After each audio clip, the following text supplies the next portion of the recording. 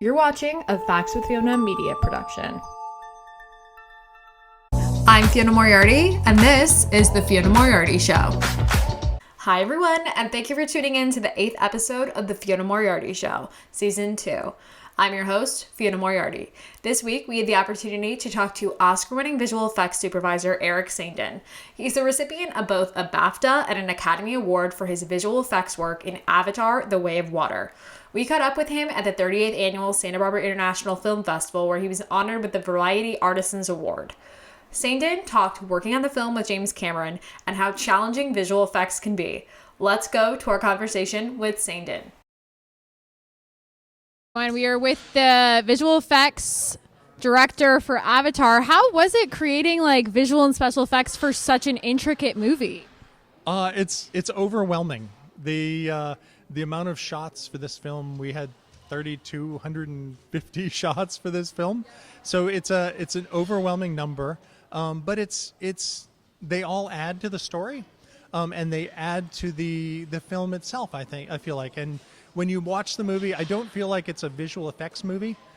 I feel like it's a movie that has a lot of visual effects, but the visual effects add to the story, which I think is the point of what we do. We don't want to make it about the visual effects. We want to just make it about a story, a nice story. In this case, about a family, and that's it has to be all about. Saindon recalled the challenges of having 70 cameras above and below water during filming. Well, I mean, it was all just such a big challenge, right?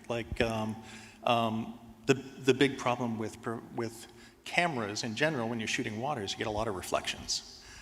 And when you're trying to capture with 70 cameras, you get a lot more reflections. So we had 70 cameras above the water, 70 cameras below the water. But the problem is, and they were all sort of linked together so we could get our performance, but you always get these weird reflections. Like if you go underwater and look up, you see it's like a mirror.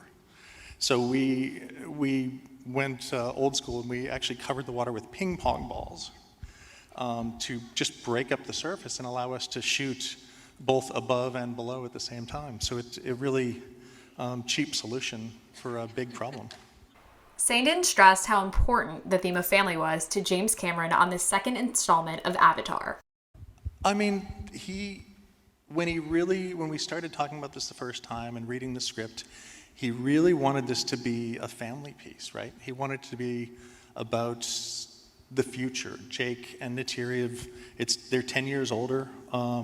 They have a family, they've grown kids, they've got all these bonds. So he really wanted it to be less about them and more about the family and the interaction between the mom, the dad, and all the kids, and just the family bonds. So that was his big goal for this movie, and obviously to see more of Pandora. I mean, we saw the jungles, we saw the sky, we saw a little bit in the first movie. And this movie, he wanted to explore somewhere completely different. And next movie, we'll go somewhere completely different again. Saindon shared how actors actually overact on the Avatar soundstage. Because, I mean, when you get actors on a capture stage, right? A lot of times they'll act like they're on a stage. They will overact, and they will. When you ask them to swim, they will be sort of like this, and it never looks good. So Jim really wanted to make sure we got in the water and we actually captured everybody holding their breath and being in the water and actually moving and doing all the scenes in the water properly. I mean, Kate was able to hold her breath for 8 minutes underwater to do a scene, which is outstanding. I can do about a minute and a half, and that'll be it's my limit. And yeah, she was able to act all the way through and be underwater for 8 minutes, which was amazing to watch. Saindon talked about the challenges of working with just an eyeball and a brow for emotion. Well, it's hard, right? When you have a big wall with an eye and an eyebrow, and you have to get emotion out of it. You can never get two eyes, So you're dealing with one eye and trying to get emotion out of this character. So it takes a lot of work to get emotion out of an eyeball and a brow.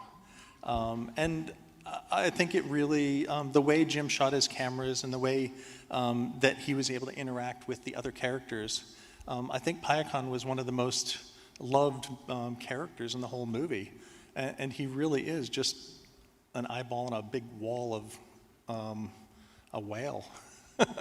He even admitted that the final scene was the most challenging, thought-provoking, and emotional.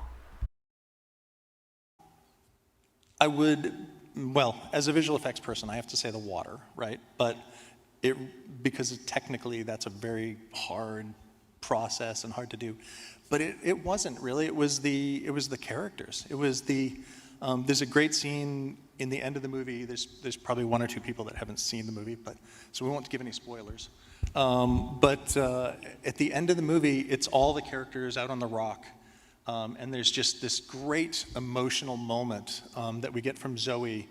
And she's very over the top and very emotional. And Sam is very stoic, and he's another great performance, but it's more inside. And the kids are great all the way through. And it's just they gave this great performance on stage, and you see that and you understand we have to get that back through the CG characters and make you not feel like you're watching crappy CG characters and feel for them, right? And I think that's the big thing for me. Is the first time I saw it in the theater with a real audience. Not that Jim and those guys aren't real, but and you see audience members crying, and you see them laughing, and you see them jump out of their seat at the right time, which it just makes you feel like, okay, we must have done something right because we're getting the right emotion out of people. Thanks for tuning in to this week's episode of The Fiona Moriarty Show. Before you go, make sure to rate, review, and subscribe to the show on Spotify, Apple Podcasts, and iHeartRadio. And for more behind-the-scenes footage of the show, visit us at factswithfiona.com and follow me at Fiona Moriarty on Instagram and Facts with Fiona on Twitter. See you next week.